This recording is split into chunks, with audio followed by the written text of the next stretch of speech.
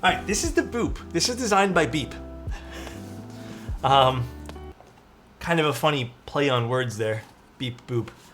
This is the redo of the Boop. It's a little different. The redo, instead of having gasket mounted, is gonna have KBD fins, you know, standard silicone socks, and it also has a top mount now, which is fantastic. It's a little bit of a different exterior. It only comes in hot swap now, which is a bit of a bummer. Like I've been saying forever, I don't want to see the death of soldering in this hobby, so bit of a bummer when I only see hot swap units. This has a stainless steel weight bar and a copper brass logo, so you guys will see it looks a little bit different. And then it has a few different plates, as well as some different feet. But, oh, it's supposed to be this way. Sorry, guys. Also, take a look at this case. Look how fancy this is, dude. Look at this. Damn. Oh. Okay, I haven't actually opened this up yet. Oh! Wait, this is so cute. Wait, this is like one of the best cases I've ever seen. And it just has the keyboard here, so it's not like it's overly crazy. Wait, that is so cute. I like this. All right, well, presentation's off to a great start. Ooh, this is nice, actually. I've built the original Boop. I think I built it for, oh, it's like it's a shelf. Okay, I don't know why I'm getting overly excited about this box right now. Okay, I don't like the way this comes out, but it's a little jammed in there with things. Oh, that's cool. Has like a shelf full of things in the bottom. Didn't even realize that. Oh wow, this is a lot of, holy shit, there's so much stuff in here. All right, well, I don't even know where to start. Polycarbonate FR4, aluminum, and then we have, oh, come on, stop. Dude. Come on. This just might be a really cute keyboard today. What's the price point on this again? I think it varies depending on which unit you pick, but $240. $240. Yes, Boop is doing a great job with presentation so far. Oh, this is super cute. That is super adorable. It does look like we do have to trim these little pieces off on the sides, which still don't understand why I got to do that, but it's fine. Interesting PCB. I'm not really a PCB designer, but you see these little things here? It seems like they've replaced each individual diode, maybe just a small little fun thing to point out, and in place of those diodes, we have whatever these are, these bigger diodes. So, interesting. That should also, in theory, make these more solid, which, in theory, less chance for a diode to fall off in transit, because these are big diodes. Interesting. You can see how the traces, they're very clean on this. They just go straight to these bigger diodes over here. Very cool. And then it looks like we have some LEDs here on the side. Just one, I think that's the indicator LED. Well, that's unique. Can't say I've ever seen that before. And then we got the standard KO hot swap sockets, which are out to get any sort of mat you put them on, so just be careful. Interesting. First time I've ever seen that. Very, very cool. All right, let's put this to the side. Very cute. And we also have some foam, which I don't think we're gonna be using today, but we'll see. We have some insert feet here, which is great to see as well. I like non-adhesive feet. Little note about this too. Some people, I need to do more testing on this because I don't necessarily agree, but I also don't disagree because maybe there's some merit to it. Some people say these longer style Geon feet, if you want to call them that, they say that this creates a different sound versus just standard small feet. I don't know how much merit there is to that. It'd be really difficult to, I mean, it wouldn't be actually super difficult to test, but maybe that's something on a board that if we do find it's too thuddy, we can just take them off and then use small feet. But we can see, we can definitely see. I do like the look of these longer feet though. We have a big bag of screws, screwdriver. Well, actually, should we use the screwdriver today? You know what? Screwdriver. Well, very cool presentation. Very, very awesome presentation of this box. Even says Boop right over here on the box. I'd give this a 9 out of 10. Very nice presentation on this. All right, let's take a look at the keyboard now. The original Boop had these really beautiful rounded, and it still maintains those beautiful rounded sides. This looks a lot nicer. I don't have the original Boop. I only built it for a client. This is a little nicer. This is a lot nicer than the original Boop. This is a very pretty lilac. So they have an insertable weight here on a stainless steel piece. This does have a lot of weight to it too. For $240, I mean, sometimes people expect heavy. Don't know why that's a thing, but if that's what your expectation is, you're not gonna be disappointed here. A very pretty lilac. Okay, I'm a little upset right now, I'm not gonna lie. Why wasn't this on the bottom of the keyboard? I would have taken the Boop on the inside and this on the outside. I'm a little bummed this wasn't on the outside. This is really cute. I mean, this is still pretty, don't get me wrong, but this is way too cute to be putting it on the inside, man. Way too cute. I can't see this being like too big of an issue to like sell as an alternative. A little bit of a bummer, a little bit. Let's take a look at the entire keyboard here. So it does have those rounded edges, which I think looks great. Really kind of changes this to like, not really a box on wedge, but kind of like a cylinder on wedge. It looks cool. I'm not gonna sit here and tell you it doesn't. I think it looks nice. It's very lilac in person. And then we have, here's where the feet go.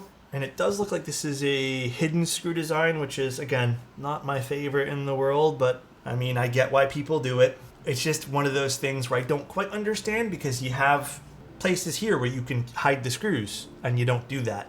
But not the biggest deal in the world. Just kind of makes disassembling things a little bit tougher. I love what they did with just kind of the framing different parts of the machining here of the case.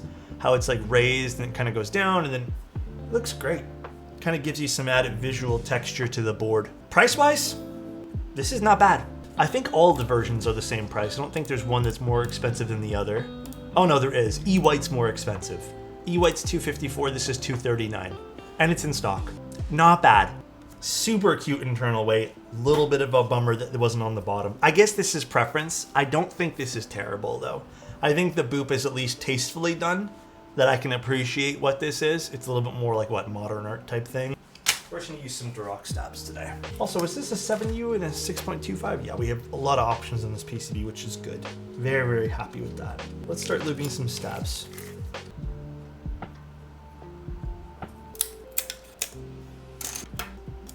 Also, small little gripe. This is really doesn't affect this in the long run, but for example, the hot swap socket does impact where this is supposed to slide into.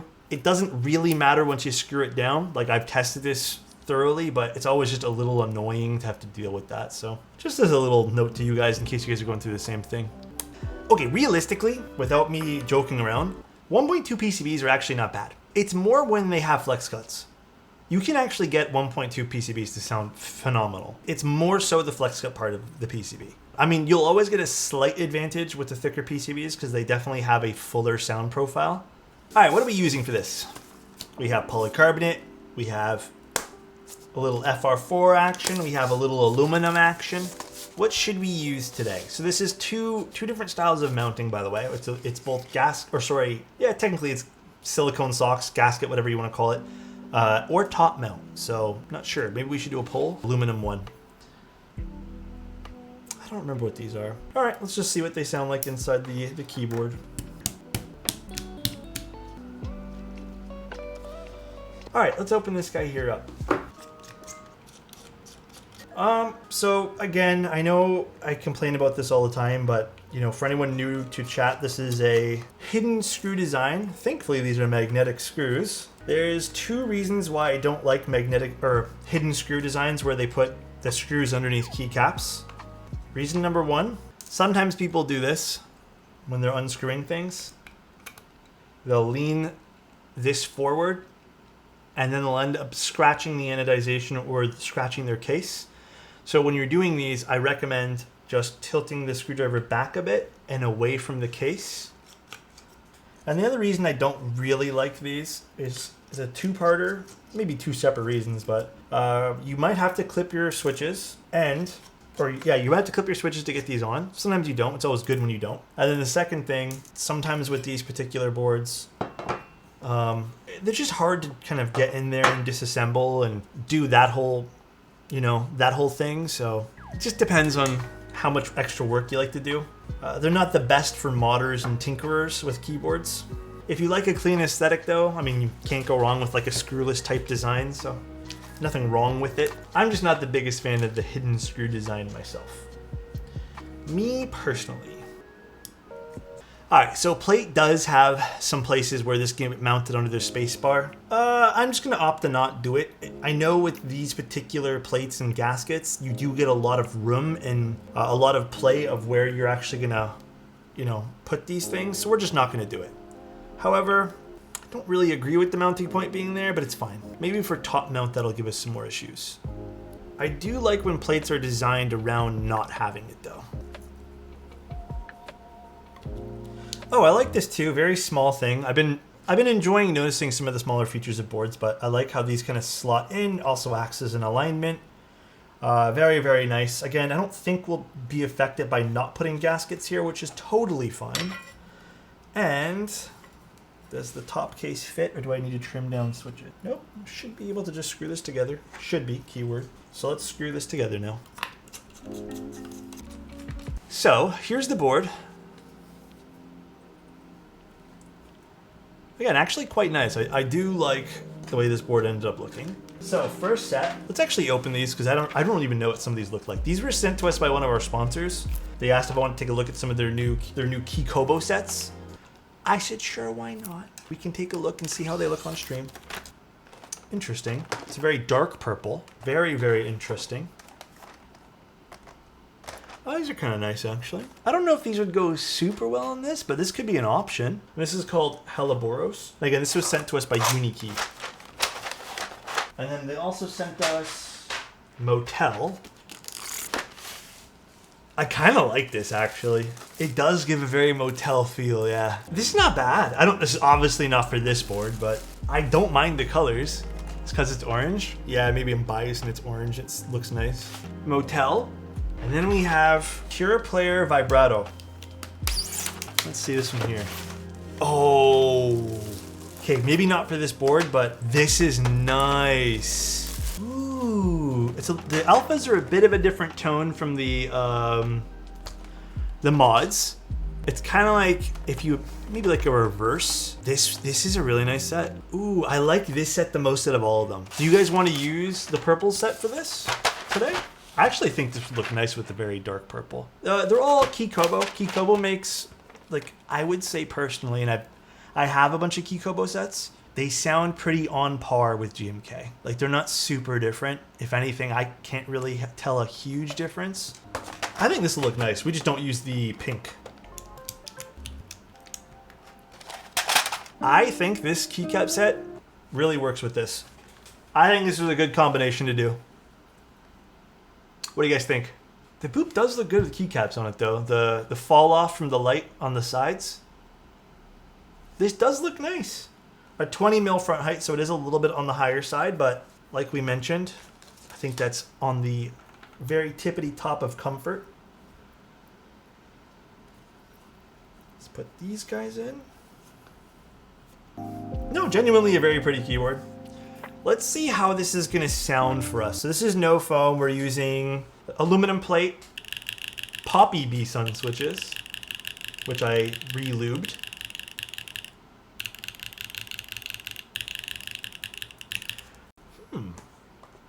And then some KEYKOBO ABS sets.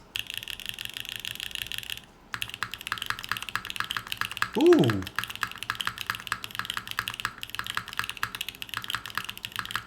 Ooh, I like this a lot, actually.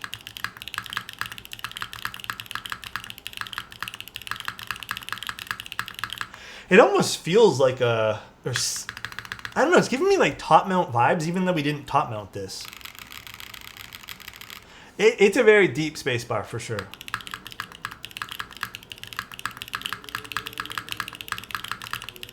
It's an indicator light. Here, let me see if it turns on. Actually, I don't know if it's supposed to indicate, but it's still a little LED. That's a bug? Is it a bug pancake? Yeah, it should be off, right? I mean, it's working fine, but oh, the caps lock just isn't doing caps lock things. Oh no, there it goes. Now it's doing caps lock things. I think KBD is aware of the issue since I heard it about 2 days ago. Okay. Yeah, it's just not doing caps lock thing.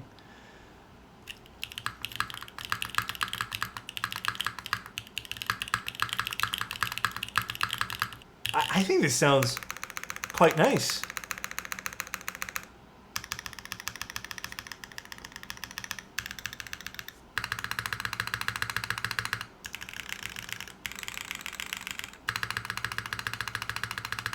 Let me tune up the spacebar a smidge. I think it does have a smidge of resonance. I don't think it's over the top, if you're wondering my thoughts.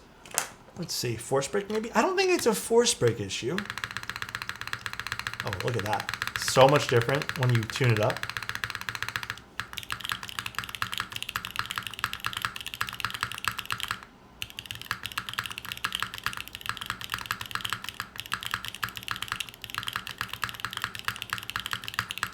I think that sounds nice. I mean, it sounds different than we normally use too. Like, this is a lot more in your face. Like, it hits. It's very deep. You liked it more before? Hey, it's just tuning, right? Once you get the tuning you like.